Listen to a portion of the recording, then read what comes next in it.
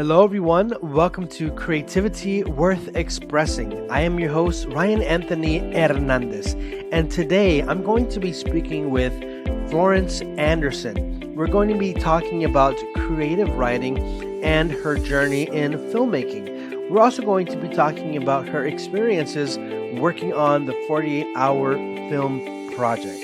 Enjoy the episode. Hello, everyone, and welcome to Creativity Worth Expressing. I'm your host, Ryan Anthony Hernandez, and today we have special guest, Florence Anderson. Welcome to the channel, Florence. How are you doing? I'm doing great. Thank you, Ryan. I'm very looking forward to this. Before we even really get started, can you introduce the audience and let them know who you are and what art form or form of creativity it is that you are working on? For sure. So I grew up in rural Wisconsin. Not a lot of art out there except for visual art, but even that's very limiting. And I moved to California to pursue higher education.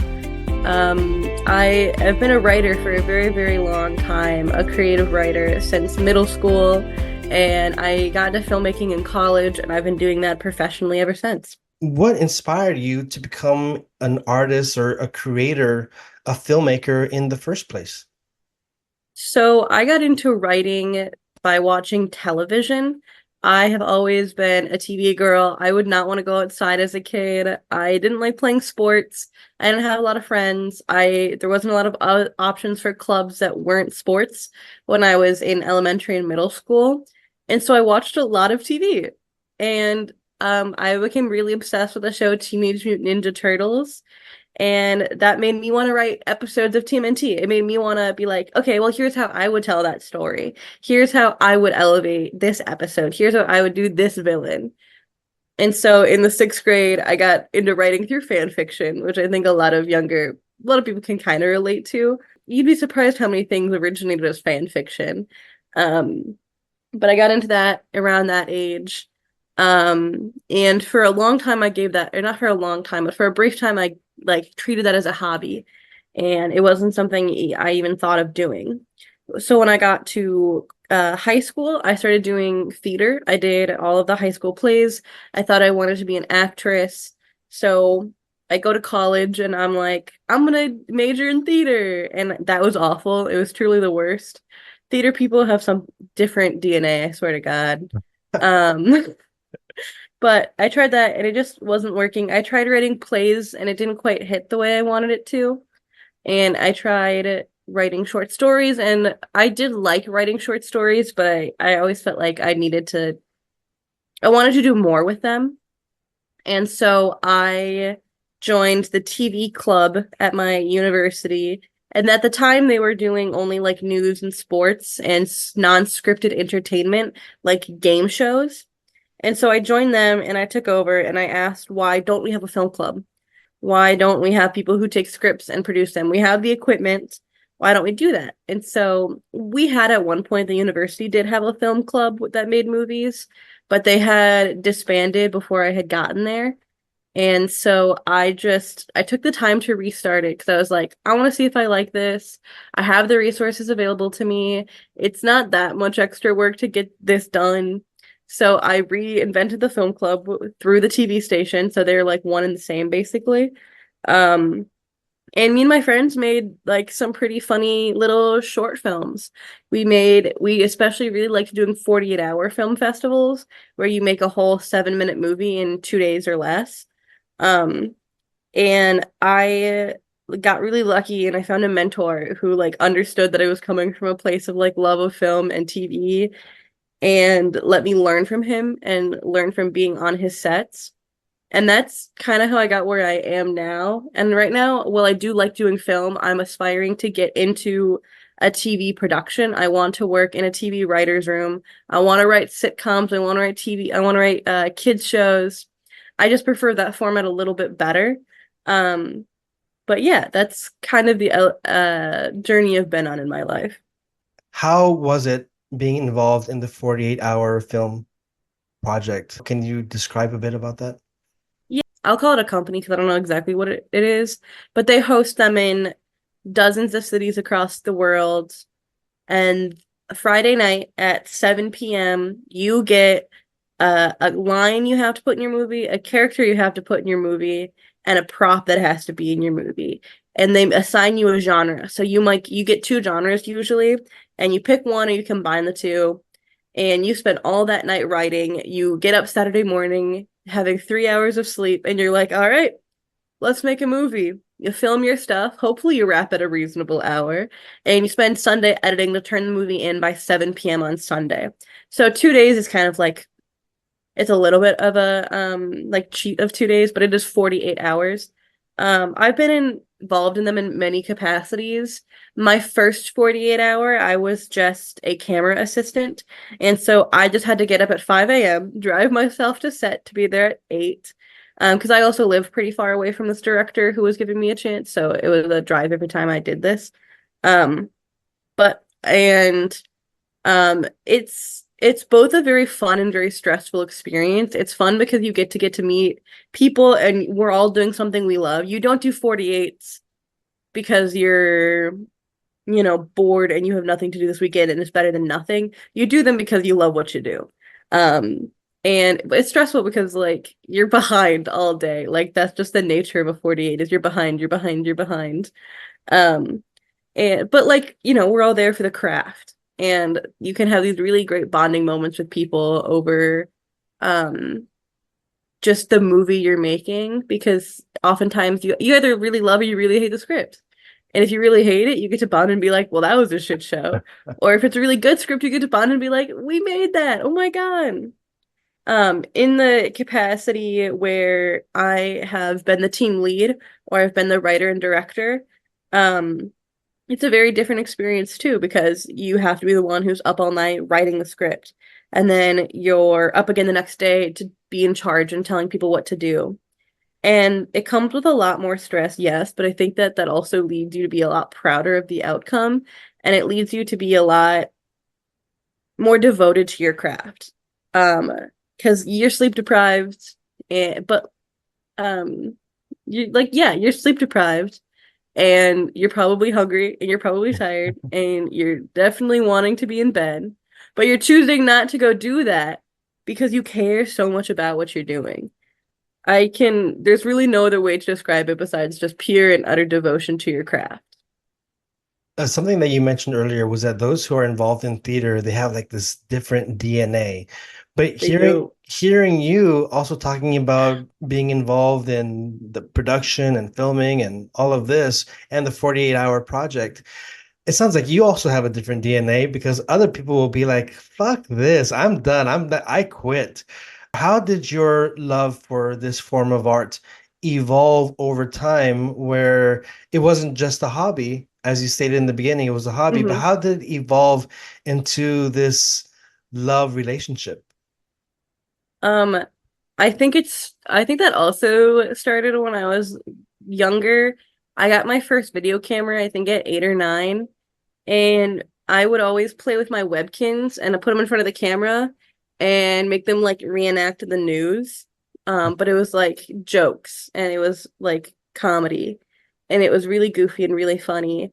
Um, but I think that even in that moment, having something tangible to look at afterwards and be like, look at this funny thing I made, like that started a lot. Like, yeah, you can look at a book and say you wrote it, but it's not the same feeling for me. And so when I got to college and I started doing it more and more, taking it more and more seriously, um, I think what really helped was the energy of being on set.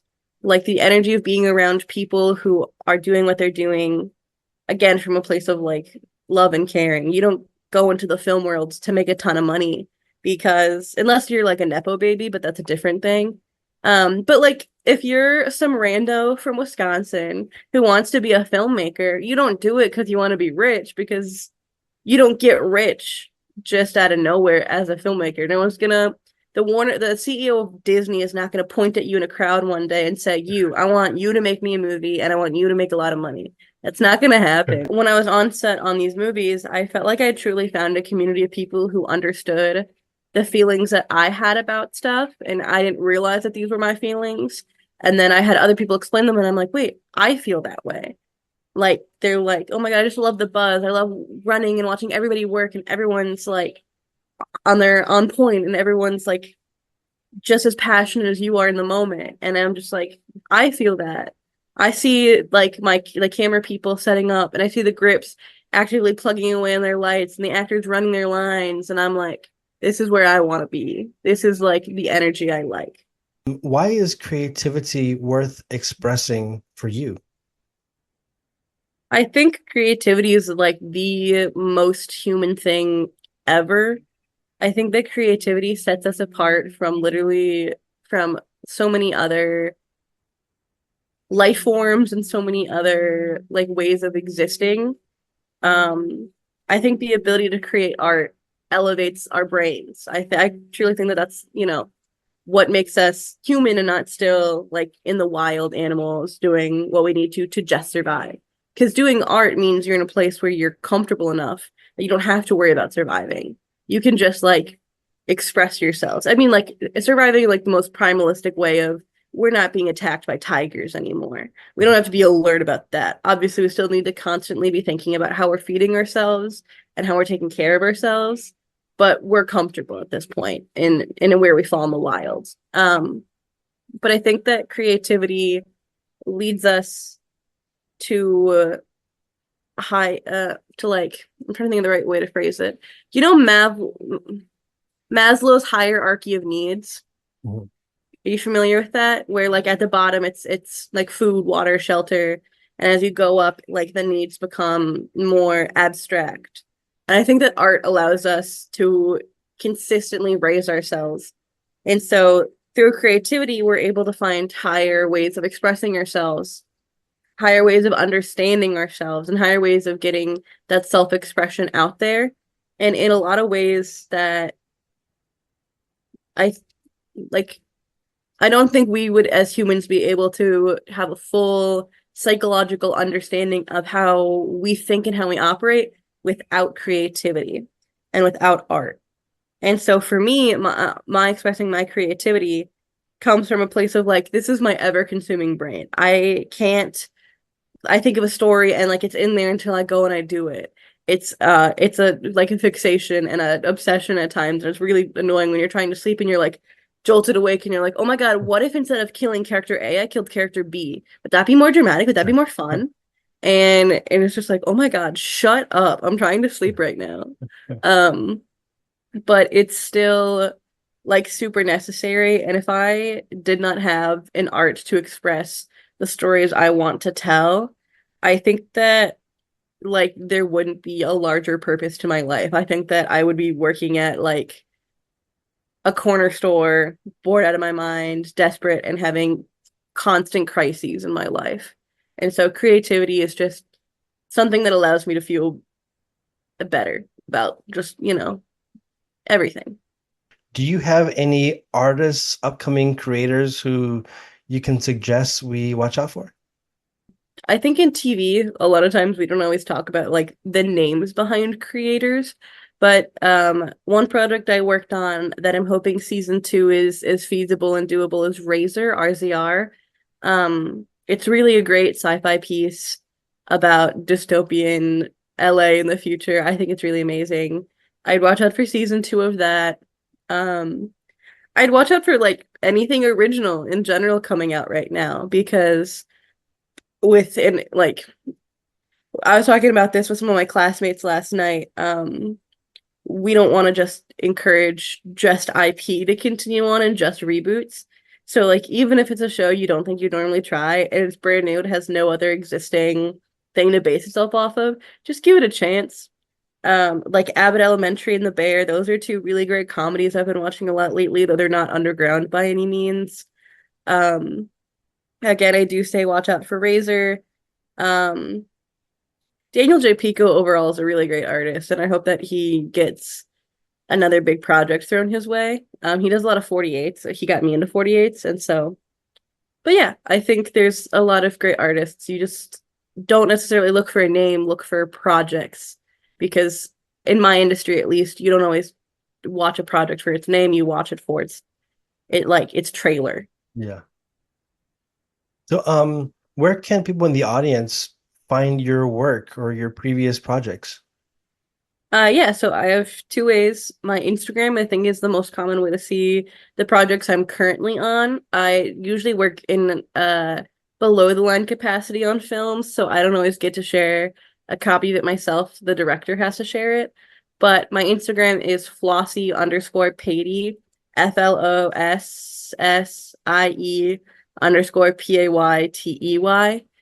And my YouTube is Flossie P, FLOSSIEP, and that's where a lot of the projects that I've written and directed end up. Well, I'll make sure to include that in the show notes. And before we go and wrap things up, I Mhm. have a bonus question. Bonus question. Let's go. Really? Who is your favorite Teenage Mutant Ninja Turtle and why? I'm a Michelangelo girl through and through. He's a real one. He's the funniest. He usually has the worst character development in all of the series, which is unfortunate. But it's just because they spend all their time on Leo. Okay, they just spend all their time on Leo. But I think that I'm also a comic relief person. So like I usually end up liking the comic relief people. He also just like has the best color of the four. Like you gonna tell me purple is better than orange? I don't think so. Well, I'm wearing blue and purple. What is wrong with me? I should be wearing orange. I know I should have worn more orange today. Damn. Well, Florence, thank you so much for being here on Creativity Worth Expressing. And I'm going to make sure that people look at the show notes and I'll leave links so you can check out more of Florence Anderson. Awesome. Thank you so much. It was great being here.